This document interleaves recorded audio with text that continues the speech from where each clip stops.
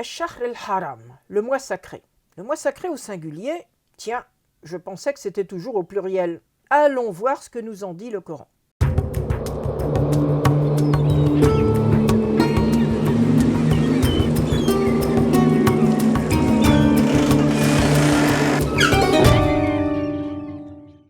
Il est question effectivement, mais à une seule reprise, des mois sacrés au pluriel dans 9.5, que nous avons déjà vu dans la vidéo El-Ashhur El-Hurum. Mais en regardant le corpus coranique lié au mot shahr, le mois, on s'aperçoit qu'en dehors du passage que nous avons cité, c'est la forme au singulier, Ash-Shahr El-Haram, qui est constamment employée. N'y aurait-il donc qu'un seul mois sacré dans l'année? Eh bien non. En fait, les 4 mois sacrés évoqués dans 9.5 se divisent en 2 parties qui correspondent à 2 moments de l'année, même si le Coran ne le précise pas. La tradition historiographique nous informe qu'il y avait 3 mois sacrés successifs en fin d'année, qui se situaient au moment de l'équinoxe d'automne, et non pas comme aujourd'hui dans notre calendrier occidental qui débute en janvier.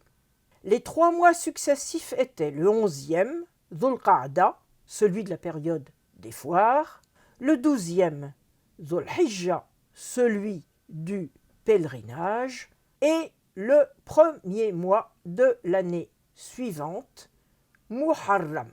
Quand il est question du mois sacré au singulier, on se trouve à un autre moment de l'année, qui était celui de l'équinoxe de printemps, avant que le mois supplémentaire du Nassi, dont nous avons déjà parlé, et qui stabilisait les saisons, ne soit supprimé.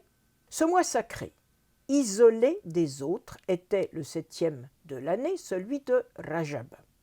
On sera surpris de constater que le rituel du pèlerinage mécois est lié presque toujours dans le Coran à ce mois au singulier et non pas aux 3 autres mois dont nous venons de parler.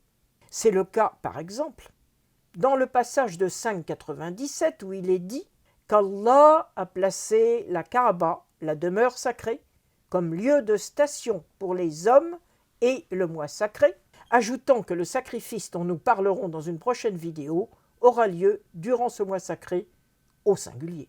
Un autre passage, celui de 2.217, évoque un célèbre épisode qui est rapporté dans la sira du prophète. Il s'agit de celui d'un meurtre qui avait été commis durant le mois sacré, Ash-Shahr el-Haram, en reconnaissant qu'il s'agissait d'une grave transgression.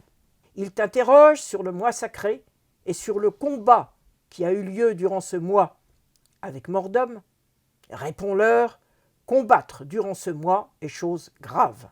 Il s'agit de l'épisode dit de Nakhla, qui aurait pu avoir de graves conséquences politiques pour Mohammed, alors réfugié à Médine, car le meurtrier était un de ses partisans.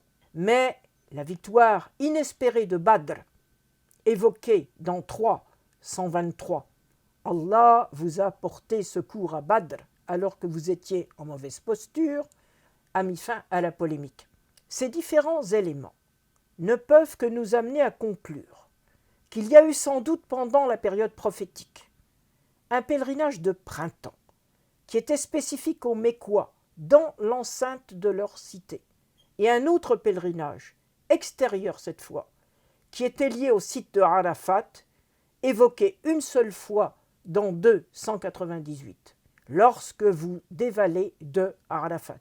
On doit en conclure que le pèlerinage actuel est le résultat de la mise en commun de 2 rituels initialement séparés, qui a eu pour but de réunir les citadins mécois et les hommes des tribus extérieures.